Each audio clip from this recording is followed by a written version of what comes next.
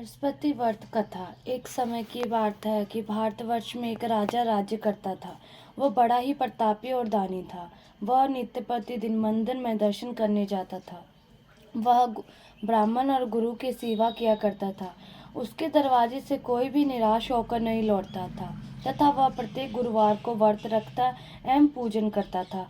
हर एक दिन गरीबों की सहायता करता, परंतु यह सब बातें उसकी रानी को अच्छी नहीं लगती। न वह व्रत करती और न किसी को एक पैसा दान तक में देती थी। राजा से भी ऐसा करने को मना किया करती थी। एक समय की बात है कि राजा तो शिकार खेलने वन को गए हुए थे। घर पर रानी और दासी थी। उस समय गुरु बृहस्पति देव एक साधु के रूप में धारण कर राजा के दरवाजे पर भिक्षा मांगने गए। रानी से भिक्षा मांगी तो वह करने लगी, हे साधु महाराज, मैं इस दान और पुण्य से तंग आ गई हूँ। मेरे से तो घर का ही कार्य नहीं समाप्त होता। इस कार्य के लिए तो मेरे पति देव ही बहुत है। अब आप इस प्रकार की कृपा करें कि वह सब धन नष्ट हो जावे तथा मैं आराम से रह सकूं। साधु बोले, हे देवी, तुम तो बड़ी विचित्र हो। संतान और धन से कोई दुखी नहीं होता है, इसको सभी चाहते हैं। पापी भी पुत्र और धन की इच्छा करता है। अगर आपके पास धन अधिक है तो भूखे मनुष्यों को भोजन कराओ, प्यार लगवाओ, ब्राह्मणों को दान दो, धर्मशाला बनवाओ, कुआं, तालाब, बावड़ी, बाग बगीचों आदि के निर्माण कराओ तथा निर्धन मनुष्य की कुंवारी कन्या का विवाह करा और अनेकों यशादि कर्म करो। इस प्रकार के कर्मों से आपके और आपके कुल का नाम परलोक में सार्थक होगा एवं स्वर्ग की प्राप्ति होगी।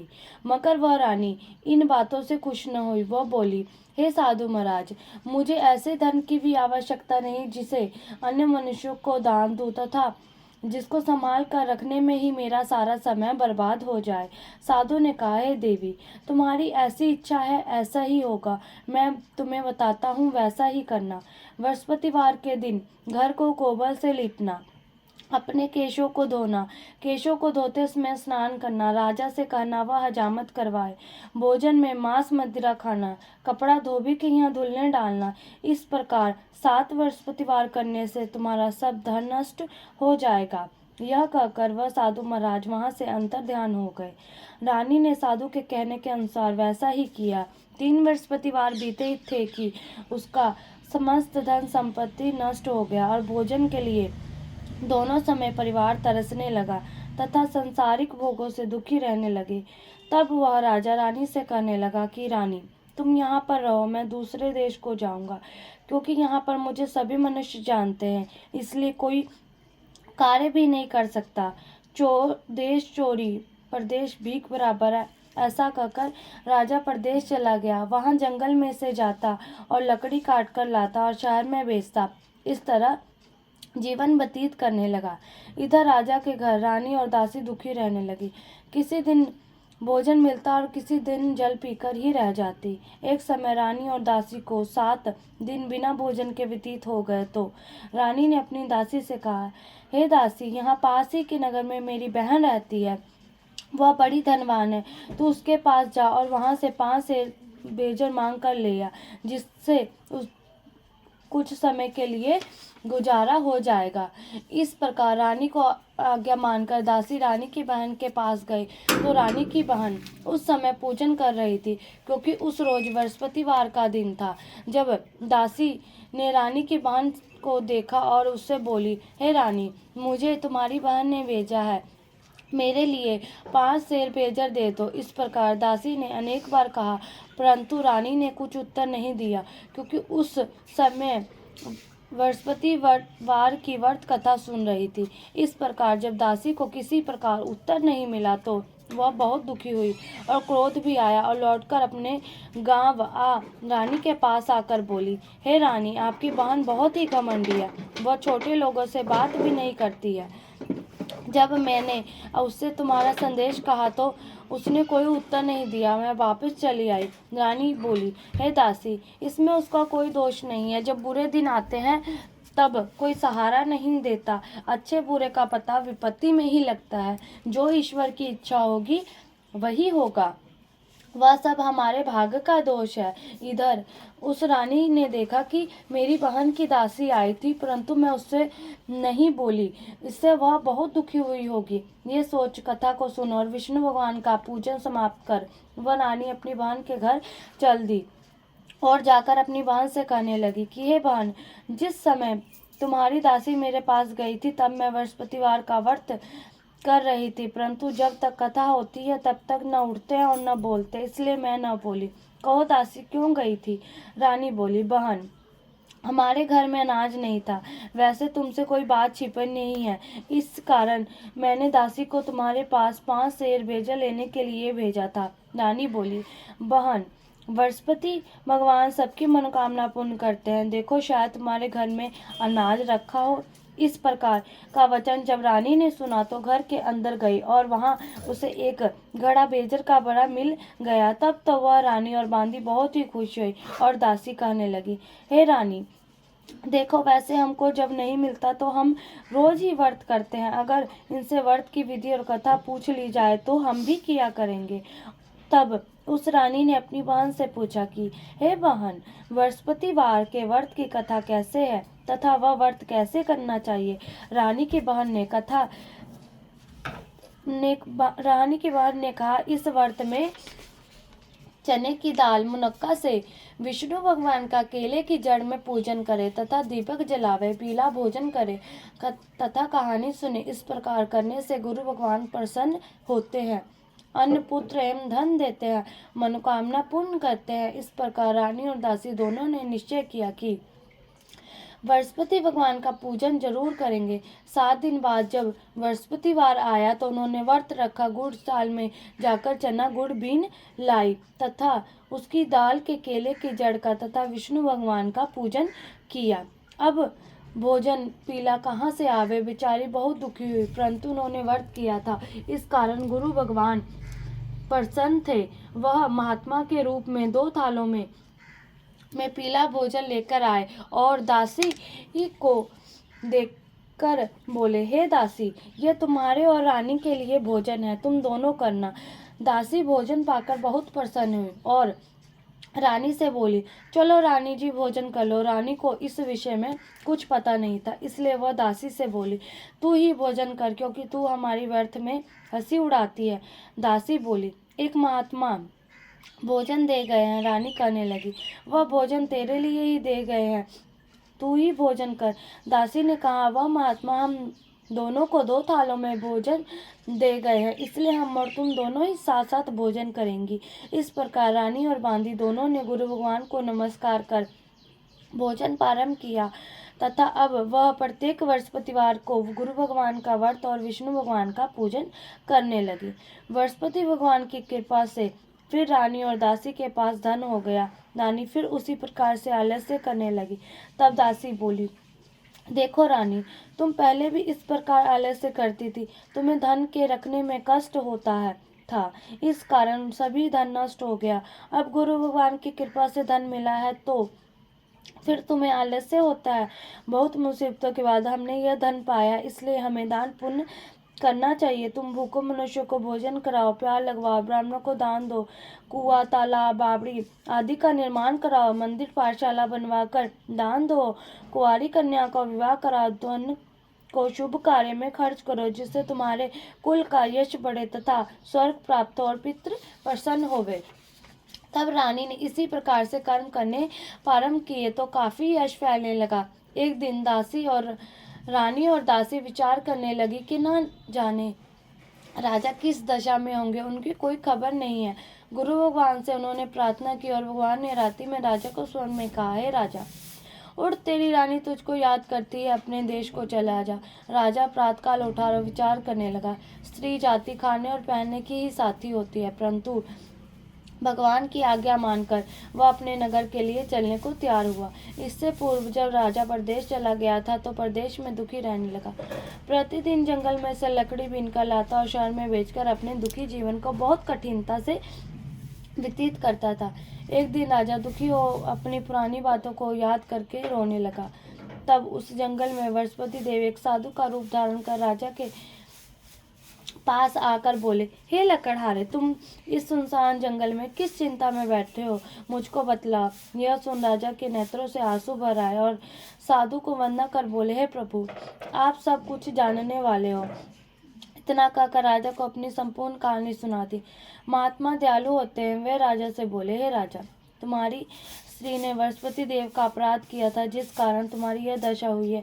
अब तुम किसी प्रकार की चिंता मत करो, भगवान तुम्हें पहले से अधिक धन देगा।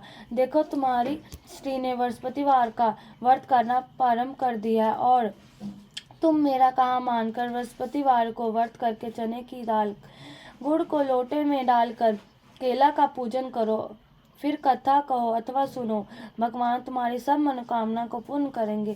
साधु को प्रसन्न देखकर राजा बोला, हे प्रभु, मुझे लकड़ी बेचकर इतना पैसा नहीं मिलता जिससे भोजन करने के उपरांत कुछ बचा सकूं। मैंने रात्रि में अपनी रानी को व्याकुल देखा है, मेरे पास कुछ भी नहीं जिससे उसकी खबर मंगवा सकूं, और फिर मैं कौन सी कहानी कहूँ, यह मुझको कुछ मालूम नहीं है। साधु ने कहा, हे राजा, तुम किसी बात की चिंता मत करो। बृहस्पतिवार के दिन तुम रोजाना की तरह लकड़ियां लेकर शहर को जाओ। तुमको रोज से दुगना धन प्राप्त होगा, जिससे तुम भली भांति भोजन कर लोगे तथा बृहस्पति देव की पूजा का सामान भी आ जाएगा। बृहस्पतिवार की कहानी अन्य प्रकार से है। प्राचीन काल में एक ब्राह्मण था, वह बहुत ही निर्धन था। उसके कोई भी संतान नहीं थी। उसकी स्त्री बहुत मलिनता के साथ रहती थी। वह न स्नान करती, न किसी देवता का पूजन करती। प्रातः काल उठते ही सपथक भोजन करती, बाद में कोई अन्य कार्य करती थी। इससे ब्राह्मण देवता बहुत दुखी थे। बेचारे बहुत कुछ कहते थे, किंतु उसका कोई परिणाम न निकला। भगवान की कृपा से ब्राह्मण की स्त्री के कन्या रूपी रतन पैदा हुआ और वह कन्या अपने पिता के घर में बड़ी होने लगी। वह बालिका प्रातः स्नान करके विष्णु भगवान का जाप करने लगी, बृहस्पतिवार का व्रत करने लगी, अपने पूजा पाठ को समाप्त करके स्कूल जाती तो अपनी मुट्ठी में जौ भर के ले जाती और पाठशाला जाने के मार्ग में डालती जाती। वहीं जो स्वर्ण के हो जाते तो लौटते समय उनको बीनकर घर ले आती थी। एक दिन वह बालिका सूप में उन सोने के जौ को फटक कर साफ कर रही थी। उसकी माँ ने देख लिया और कहा, हे बेटी, सोने के जौ को फटकने के लिए सोने का सूप होना चाहिए। दूसरे दिन गुरुवार था। इस कन्या ने व्रत रखा और बृहस्पतिवार देव से प्रार्थना करके कहा, हे प्रभु, मैंने आपकी पूजा सच्चे मन से की हो तो मेरे लिए सोने का सूप दे दो। बृहस्पति देव ने उनकी प्रार्थना स्वीकार कर ली। रोजाना की तरह वह कन्या जौ फैलाती हुई जाने लगी। जब लौटकर जौ बीन रही थी तो बृहस्पति देव की कृपा से सोने का सूप मिला। उसे वह घर ले आई और उससे जौ साफ करने लगी, परंतु उसकी माँ का वही ढंग रहा। एक दिन की बात है कि वह कन्या सोने के सूप में जौ साफ कर रही थी। उस समय उस शहर का राजपुत्र वहां होकर निकला। इस कन्या के रूप और कार्य को देखकर मोहित हो गया तथा अपने घर आकर भोजन तथा जल त्याग कर उदास होकर लेट गया। राजा को जब इस बात का पता लगा तो प्रधानमंत्रियों के साथ अपने पुत्र के पास गए और बोले, हे बेटा, तुम्हें किस बात का कष्ट है? किसी ने अपमान किया है अथवा कोई और कारण है, सो कहो। मैं वही कार्य करूंगा जिससे तुम्हें प्रसन्नता हो। अपने पिता की राजकुमार ने बातें सुनी तो वह बोला, मुझे आपकी कृपा से किसी बात का दुख नहीं है। किसी ने मेरा अपमान नहीं किया है, परंतु मैं उस लड़की के साथ विवाह करना चाहता हूँ जो सोने के सूप में जौ साफ कर रही थी। यह सुन राजा आश्चर्य में पड़ा और बोला, हे बेटा, इस तरह की कन्या का पता तुम ही लगाओ, मैं उसके साथ तुम्हारा विवाह अवश्य ही करा दूंगा। राजकुमार ने उस लड़की के घर का पता बतलाया। तब मंत्री उस लड़की के घर गए और वहाँ ब्राह्मण देवता को सभी हाल बतलाया। ब्राह्मण देवता राजकुमार के साथ अपनी कन्या का विवाह करने के लिए तैयार हो गए तथा विधि विधान के अनुसार ब्राह्मण की कन्या का विवाह राजकुमार के साथ संपन्न हो गया। कन्या के घर से जाते ही पहले की बात ही उस ब्राह्मण देवता के घर में गरीबी का निवास हो गया। अब भोजन के लिए भी अन्न बड़ी मुश्किल से मिलता था। एक दिन दुखी होकर ब्राह्मण देवता अपनी पुत्री के पास गए। बेटी ने पिता की दुखी अवस्था को देखा और अपनी माँ का हाल पूछा। तब ब्राह्मण ने सभी हाल कहा। कन्या ने बहुत साधन देकर अपने पिता को विदा कर दिया। इस तरह ब्राह्मण का कुछ समय सुखपूर्वक व्यतीत हुआ। कुछ दिन बाद फिर वही हाल हो गया। ब्राह्मण फिर अपनी कन्या के यहाँ गया और सभी हाल कहा तो लड़की बोली, हे पिताजी, आप माता जी को ले आओ, मैं उन्हें विधि बता दूंगी जिससे गरीबी दूर हो जाए। वह ब्राह्मण देवता अपनी स्त्री के साथ लेकर पहुंचे तो पुत्री अपनी माँ को समझाने लगी, हे माँ, तुम प्रातःकाल उठकर सर्वप्रथम स्नान करके विष्णु भगवान का पूजन करो तो सब दरिद्रता दूर हो जाएगी। परंतु उसकी माँ ने एक भी बात नहीं मानी और प्रातःकाल उठकर अपनी पुत्री के बच्चों का जूठन खा लेती थी। एक दिन उसकी पुत्री को बहुत गुस्सा आया और एक रात कोठरी से सभी सामान निकाल दिया और अपनी माँ को उसमें बंद कर दिया। प्रातःकाल उसमें से निकाला तथा स्नानिंद करा के पूजा पाठ करवाया तो उसकी माँ की बुद्धि ठीक हो गई और फिर प्रत्येक बृहस्पतिवार को व्रत रखने लगी। इस व्रत के प्रभाव से उसकी माँ भी बहुत ही धनवान तथा पुत्रवती हो गई और बृहस्पति जी के प्रभाव से स्वर्ग को प्राप्त हुई तथा वह ब्राह्मण भी सुखपूर्वक इस लोक के सुख भोग कर सुख स्वर्ग को प्राप्त हुए। इस तरह कहानी कहकर साधु देवता वहां से लोप हो गए। धीरे धीरे समय व्यतीत होने पर फिर बृहस्पतिवार का दिन आया। राजा जंगल में से लकड़ी काटकर किसी शहर में बेचने गया। उसे और दिन से उस दिन से अधिक धन मिला। राजा ने चना गुड़ आदि लाकर बृहस्पतिवार का व्रत किया। उस दिन से उसके सभी कलेश दूर हुए। परंतु जब दोबारा गुरुवार का दिन आया तो बृहस्पतिवार का व्रत करना भूल गया। इस कारण बृहस्पति भगवान नाराज हो गए। उस दिन उस नगर के राजा ने विशाल यज्ञ का आयोजन किया था तथा शहर में यह घोषणा करा दी थी कि कोई भी मनुष्य अपने घर भोजन न बनाए तथा आग भी न जलाए। समस्त लोग मेरे यहाँ भोजन करने आवे। इस आज्ञा को जो न मानेगा उसके लिए फांसी की सजा दी जाएगी। इस तरह की घोषणा संपूर्ण नगर में करवा दी गई। राजा की आज्ञा अनुसार शहर के सभी लोग भोजन करने गए, लेकिन लकड़हारा कुछ देर से पहुंचा। इसलिए उस राजा उसको अपने साथ घर लिवा ले गए और ले जाकर भोजन करा रहे थे तो रानी की दृष्टि उस खूंटी पर पड़ी जिस पर उसका हार लटका हुआ था। वह वहां दिखाई नहीं दिया। रानी ने निश्चय किया कि ये हार मेरे इस मनुष्य ने चुरा लिया है। उसी समय पुलिस बुलवाकर उसको जेल खाने में डलवा दिया। जब राजा जेल खाने में गया तो बहुत दुखी होकर विचार करने लगा कि न जाने कौन से पूर्व जन्म के कर्म से मेरे लिए दुख प्राप्त हुआ है, और उसी साधु को याद करने लगा जो कि जंगल में मिला था। उसी समय तत्काल बृहस्पति देव एक साधु के रूप में प्रकट हुए और उसकी दशा को देखकर कहने लगे, अरे मूर्ख, तूने बृहस्पति देवता की कथा नहीं की, इसी कारण तुम्हें दुख प्राप्त हुआ है। अब चिंता मत कर। बृहस्पतिवार के दिन जेलखाने के दरवाजे पर 4 पैसे पड़े मिलेंगे। उनसे तू बृहस्पति देव की पूजा करना, तेरे सभी कष्ट दूर हो जाएंगे। बृहस्पतिवार के रोज उसे 4 पैसे मिले। राजा ने कथा कही। उसी रात्रि को बृहस्पति देव ने उस नगर के राजा को स्मरण में कहा, हे राजा, तुमने जिस आदमी को जेल खाने में बंद कर दिया है वह निर्दोष है, वह राजा है, उसे छोड़ देना। रानी का हार उसी खूंटी पर लटका हुआ है। अगर तू ऐसा नहीं करेगा तो मैं तेरे राज्य को नष्ट कर दूंगा। इस तरह के रात्रि स्वप्न को देख जब राजा प्रातःकाल उठा और खूंटी पर हार टंगा देखकर लकड़हारे को बुलाकर क्षमा मांगी तथा राजा को योग सुंदर वस्त्र आभूषण देकर विदा किया। गुरुदेव की आज्ञा अनुसार राजा अपने नगर को चल दिया। जब राजा नगर के निकट पहुंचा तो उसे बड़ा ही आश्चर्य हुआ। नगर में पहले से अधिक तालाब और कुएं तथा बहुत सी धर्मशाला, मंदिर आदि बने हुए थे। राजा ने पूछा कि यह किसका बाग और धर्मशाला है। तब नगर के सब लोग कहने लगे कि यह सब रानी और बांदी के हैं। तो राजा ने को आश्चर्य हुआ और गुस्सा भी आया। तब रानी ने यह खबर सुनी कि राजा आ रहे हैं तो उनसे बांदी ने कहा कि हे दासी, देख राजा हमको कितनी बुरे हालत में छोड़ गए थे, वह हमारी ऐसी हालत देखकर लौट न जाए, इसलिए तू दरवाजे पर खड़ी हो जा। आज्ञा अनुसार दासी दरवाजे पर खड़ी हो गई और राजा आए तो उन्हें अपने साथ ले आई। तब राजा ने क्रोध करके अपनी तलवार निकाली और पूछने लगे, यह बताओ कि यह धन तुम्हें कैसे प्राप्त हुआ है।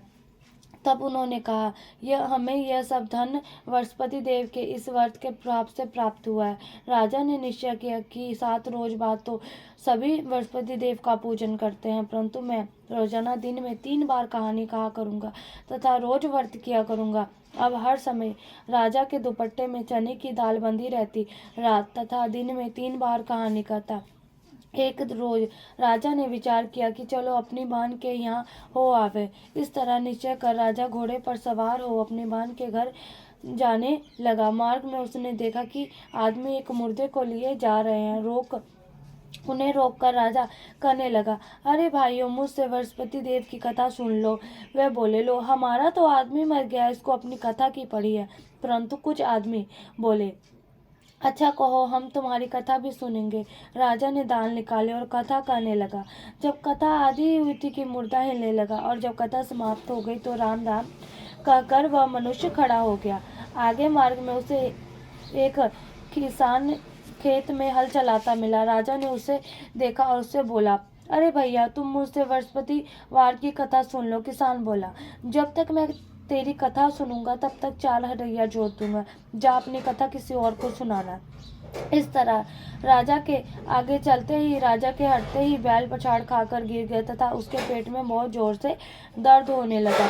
उस समय उसकी माँ रोटी लेकर आए। उसने जब यह देखा तो अपने पुत्र से सब हाल पूछा और बेटे ने सभी हाल कह दिए। तो बुढ़िया दौड़ी दौड़ी उस घुड़सवार के पास गई और उससे बोली, मैं तेरी कथा सुनूंगी, तू अपनी कथा मेरे खेत पर चलकर ही कहना।